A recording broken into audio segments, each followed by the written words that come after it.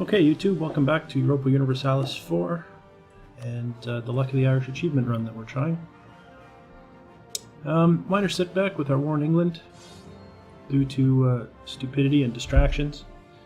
So we're going to have to rebuild our army and then go back to the invasion of England. We still have a good navy, we still have naval dominance against them. I'm not really worried about them coming after me. But it is going to be a question of kind of rebuilding and then moving on their territory as quickly as possible. Hopefully, our allies aren't going to waste all their time going after theirs, but they probably will. Yeah, see, there they are. They're going after the Hansa. We're looking at 13 and 21. We have 42 heavy ships, so we're about to teach their fleet a lesson. Okay, or maybe our fleet's going to get taught a lesson.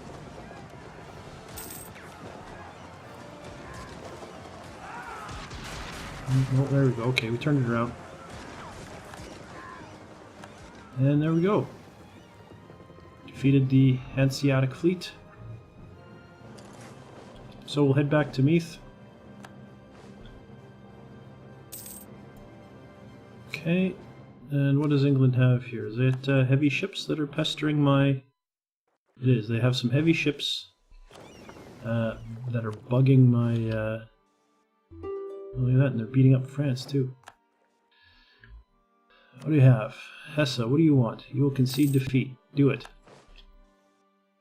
The sooner I can get rid of these other people, the sooner, perhaps, France will try boarding her transports and coming across the channel. Just going to double check and make sure France still has some transports. I know they used to. They do not. They have no transports. Ugh. Oh, Portugal. You still have transports? Portugal. You're not even on this list, Portugal? No, they got to be above. There they are. They still have 16 transports. Okay. Alright, that's fine. We are rebuilding, so we have a lot of recruitment going on.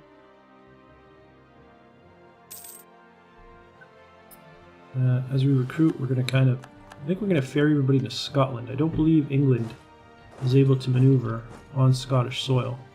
But I'm going to wait till I have at least 40,000, maybe 50,000 to counter what they're able to put in the field against me.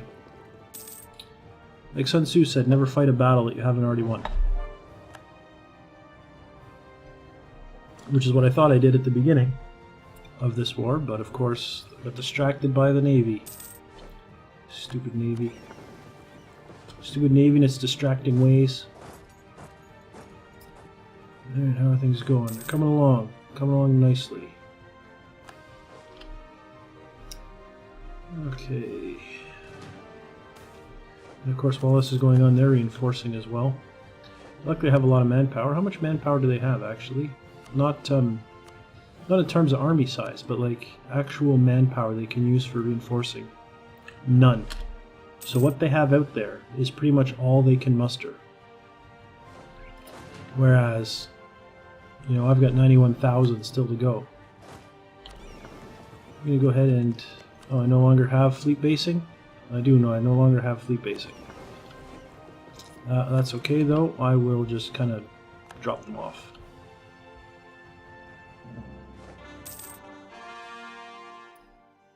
And actually we're at 36% war score. And since I kind of screwed up, maybe we can drop the Cree and the Micmac. We can just weaken them a little bit, I suppose. That might be worthwhile. Which of these provinces is the most useful to them? Probably Fife. I could have them give Fife back to Scotland. I mean, it means we're basically going to get a draw in this war, but it will give me time to kind of rebuild. Let's go ahead and... Nope, you don't have the... I don't have the war score for that. I'm at +8.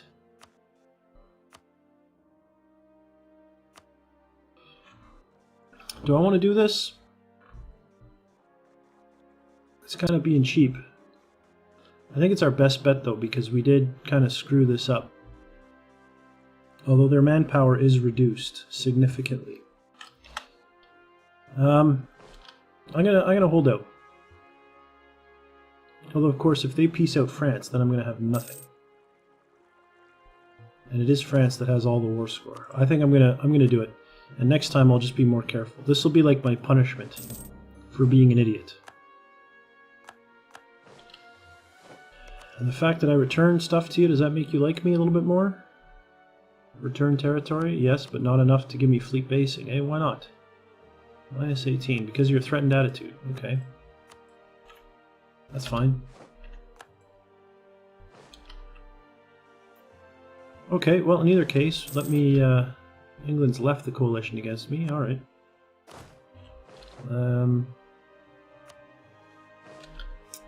Yeah, I feel kind of bad about that, especially since it was all my fault in the very beginning for kind of screwing up that war. But, oh jeez, and now look at this. Look at this. Lancashire and Stadacona. What? 19 in Lancashire.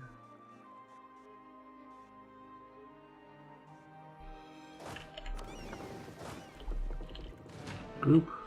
Board. I'm just going to get some troops over there now, so that I don't have to take a landing penalty to deal with it.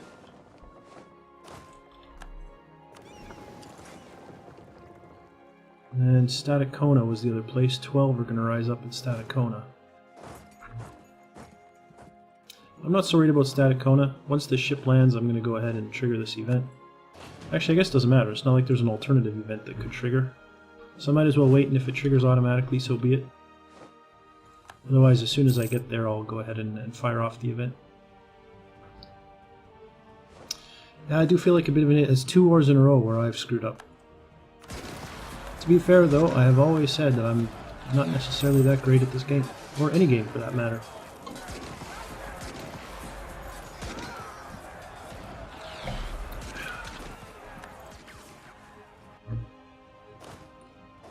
Alright, so rebels were put down here.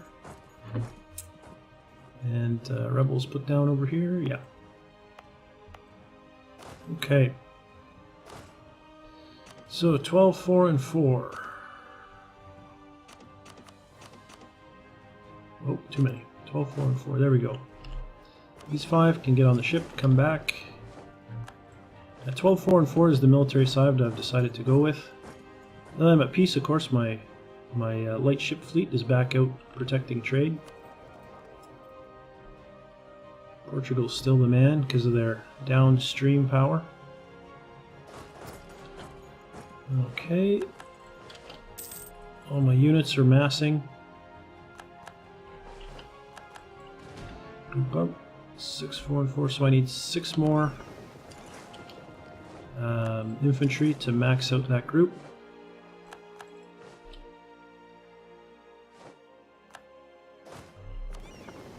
Out of curiosity, what's my current mission? I've completely forgotten. All right, amass money.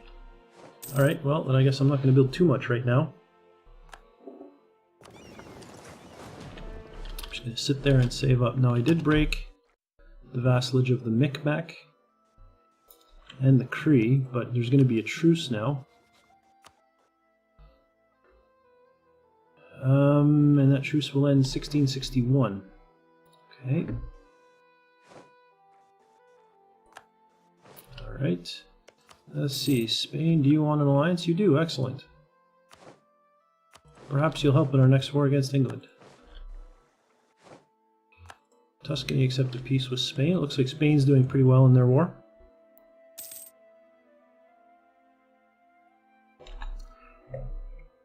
Okay, continuing to reinforce. Bring up our military. Same thing, I'm going to go with 60,000. Here in, oh, and my colonies finished too, didn't they? Yeah. So let me go, where's my, there we go. Colonies finished, so I can get going on some more of them. There we go, 3 colonies to build. Get my 3 colonists working. Making 55 ducats. That'll only cost me just over 6, probably close to 7 ducats a month to run those colonies, which isn't too bad in the grand scheme of things. Was that... That's it, eh? It looks like I didn't quite recruit enough infantry. Oh, that's right, I think I ran out of money. I only recruited 7. That does ring a bell now. So I have to recruit 5 more for that fleet. Or for that, I don't want to call it a regiment. For that battalion, for that army. Call it an army. Brigade.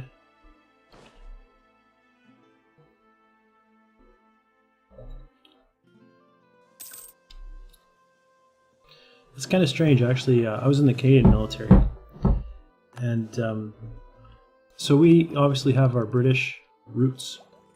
It's kind of where we come from. But at the same time, we're very close with the Americans, and some of this stuff is backwards between the two. Integrate Statacona is an Irish core. Is it? Am I not coring Statacona? I am not. Well, excellent. That's a great mission for me then. Core Statacona. That one is cored. Okay. What was I saying? Yeah, so we're very close with the US, but we obviously have very British kind of history, and some of the terms are backwards. You know, brigade might be a subunit of a battalion in one, but in the other, the battalion is a subunit of a brigade. Like they kind of flip-flop, and even under the British system, they've kind of changed terms a few times, thanks to brigadiers. As brigadiers became kind of more high-powered, they kind of increased what the size of a unit was that they called a brigade.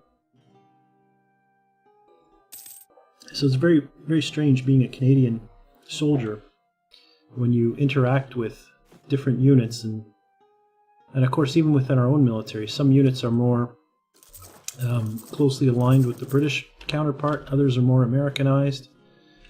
Some are kind of neither, some are kind of the more modern Canadian system. And so there's a lot of variation in the Canadian military. It's very, very kind of interesting in that way. Even within the something as standardized, for example, as drill, you know, like marching around and how to salute and all that type of stuff. The Hansa, sure, let's do it. I don't plan on doing anything to help you though. Yeah, something as standardized as drill, you know, and it's interesting because the Canadian Forces Manual of Drill and Ceremonial actually specifically states that any deviation or idiosyncrasy should be removed because it shows improper training and a lack of discipline and so on and so forth. And yet, because of the historical ties that a lot of the older regiments have in the Canadian Armed Forces, they have regimental PAMs that supersede it. So you can go see a parade of, you know, for example, the Princess Patricia's Light Infantry, 2nd Battalion. You can go watch them parade, and they will do something one way that you've never seen it done that way before. And it might be like the coolest, most fascinating thing you've ever seen, and yet it's completely wrong. And according to, you know, the rule of the law, what the military actually says, it's an idiosyncrasy and should be removed because it shows lack of discipline and poor training and all this stuff. And yet it's the military's own regimental PAMs that say, oh, except, you know, you get to do this differently because you always have. A good example is the rifle regiments, for example. They'll march faster. Some of them, like we tend to like lift and bang our foot like the British Army does. That's how our official drill is done. But some riflemen regiments won't do that. They'll slide their foot like the American military does. So it's really interesting, all those variations. So it's hard for me to, when I play these games, I don't know. I'm not quite sure what terms I should be using. The American ones, the British ones, some of the odd Canadian ones, some of the other messed up stuff that I saw. More peasant. Why? What's with all the peasant rules? I don't know what's going on here. Okay, and where is it? Kanoi and Statacona.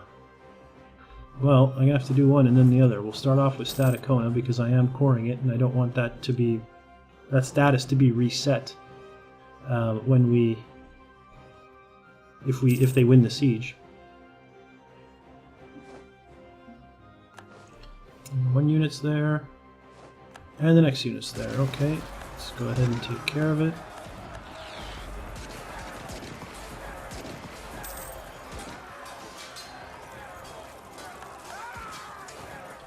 I mean, I'm at +3 stability, and I've got peasant revolts everywhere. Like, what's going on? What's the deal with that? Running colonies, so everything's kind of set up. I'm running colonies, I'm making a lot of money, I'm rebuilding my military. I'm going to put some more, I'm going to recruit another group over here. I'm going to recruit some more transports. Got to recruit a lot of ships, actually. We got to get our navy back in shape. Just like after the last war, our navy suffered. But that's going to be for next episode. For now, thanks for watching, and I'll see you next time.